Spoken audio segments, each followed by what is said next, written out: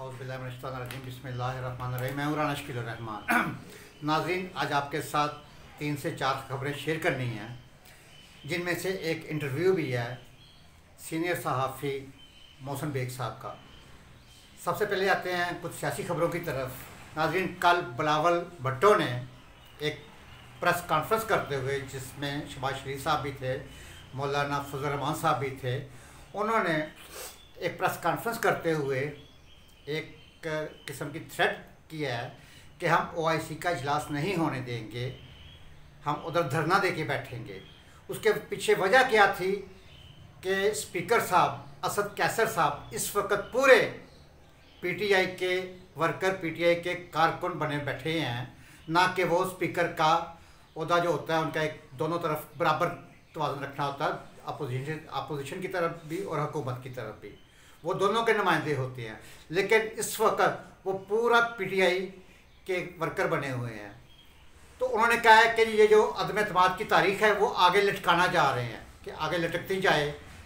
अदम एतमाद की जो वोटिंग का दिन है वो जितना आगे जाता जाएगा, हुकूमत को उसका इतना ही फ़ायदा होता रहेगा।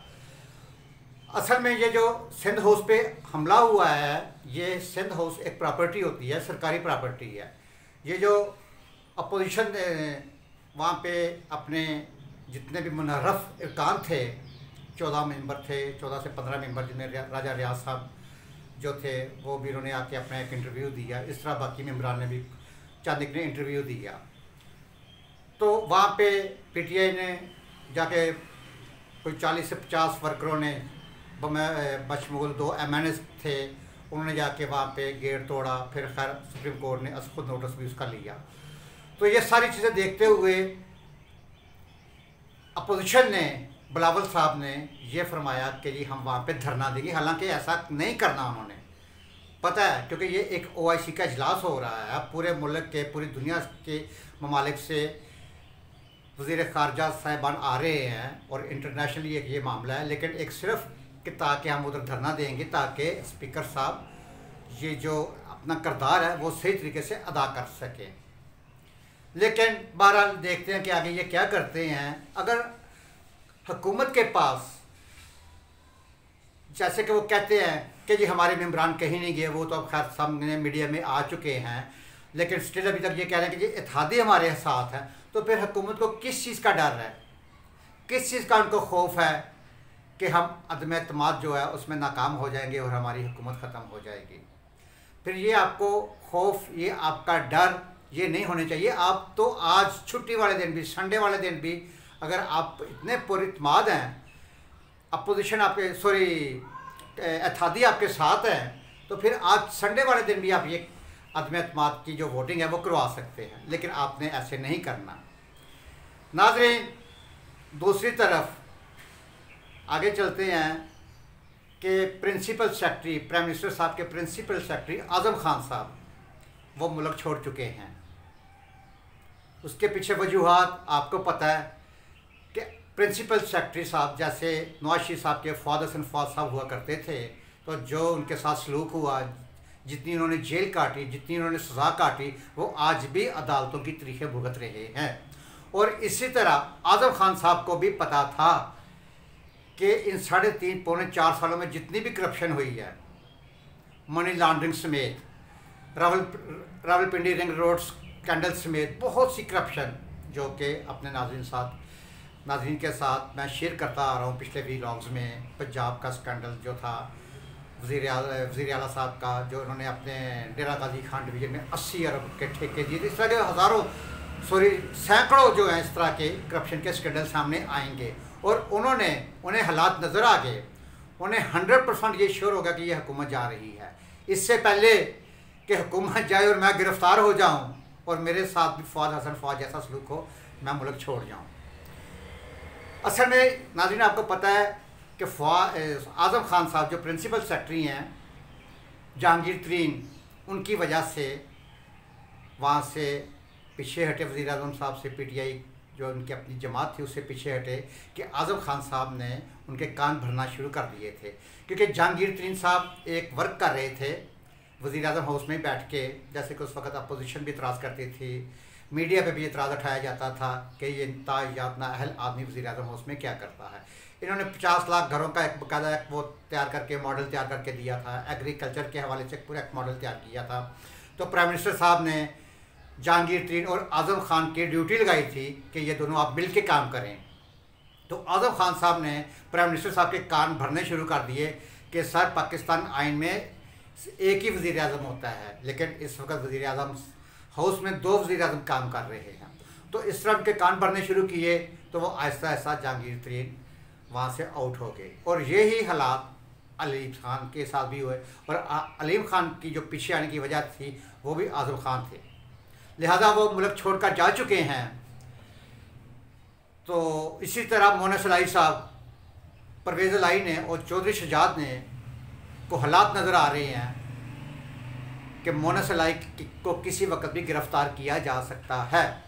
कहने को तो सब इसी तरह कहते हैं कि जी यूँ गए और यूँ आए, लंदन में जा रहे हैं, नवाज शरीफ से भी मुलाकात हो सकता हुई होगी या हो चुकी होगी या होनी होगी।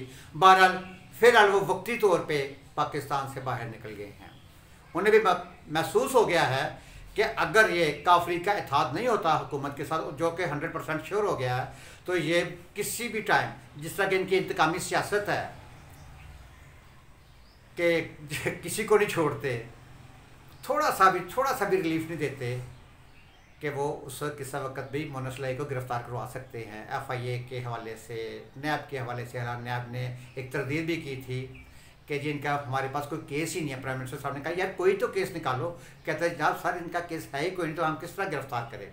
लेकिन जब किसी को गिरफ़्तार करवाना होता है तो और इनके मतहत बहुत सारे इदारे हैं, एंटी करप्शन है, FIA है, तो वो भी लंदन जाके बैठ चुके हैं। नाज़रीन, अब आते हैं मोहसिन बेग की तरफ।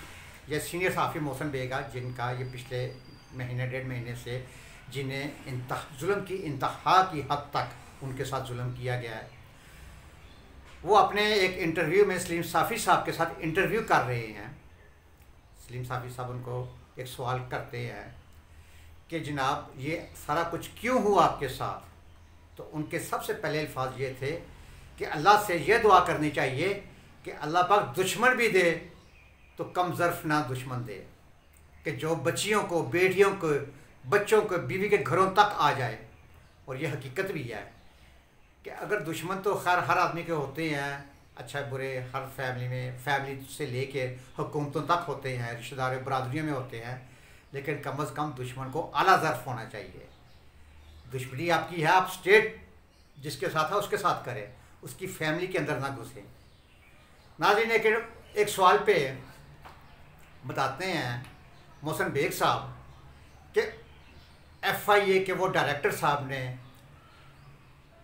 SHO के कमरे में बैठ के, जैसा कि सब मीडिया में देखा कि उनके चेहरे पे निशानात आए हुए थे, तो इतना तशद्दुद किया है कि वो बताते हैं कि मेरी जब मेडिकल हुई तो मेरे चेहरों पे जो था इतने ज़ख्म थे कि मेरे से बर्दाश्त नहीं होते थे। तो उन्होंने उस वक़्त कहा था, एक लफ्ज़ बोला था मीडिया में, वो उन्होंने कहा कि मैंने उस वक़्त मीडिया में आने कहा था, खान तू जा रहा है, खान तू तो गया।